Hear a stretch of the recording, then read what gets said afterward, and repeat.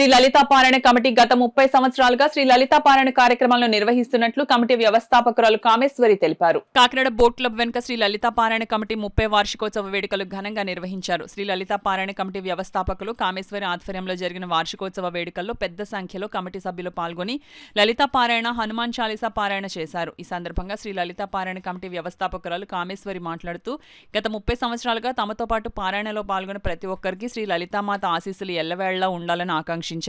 Committee సభ్యురాలు లక్ష్మి మాట్లాడుతూ మహిళాభ్యుదయం కోసం లలితా పారాయణతో పాటు హనుమాన్ చాలీసా పారాయణ, సామాజిక సేవా కార్యక్రమాలు నిర్వహిస్తున్నట్లు వెల్లడించారు.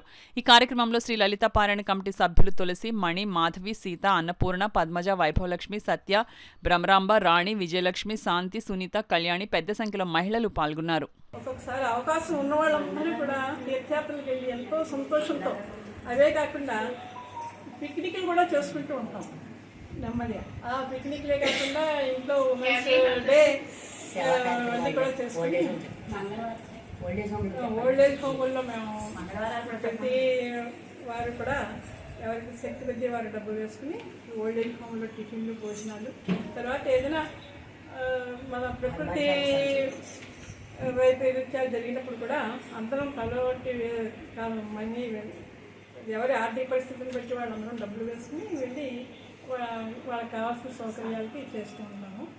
మరి తర్వాత ఒక 15 ఏళ్ల నుంచి మేము హనుమాన్ చాలీసా కూడా నెలకు ఒక ఇంట్లో చొప్పున హనుమాన్ చాలీసా, కార్తీక మాసం, చంద్రుడి మాసంలో వారం వారం కూడా హనుమాన్ చాలీసా జరుగుతుంది. అది హనుమాను అందరికీ ఆరాధ్య దైవం. హనుమాన్ పూజిస్తే అందరినీ పూజించినట్టే.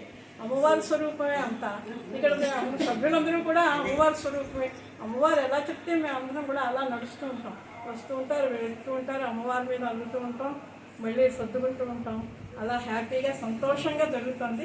ఇక ముందు కూడా జరుగుతుందని మేము అందరం కూడా ఆశిస్తున్నాం. మా సభ్యుల్లో 2 సభ్యులు అమ్మవారి దగ్గర చేరిపోయారు. వారికి మా యొక్క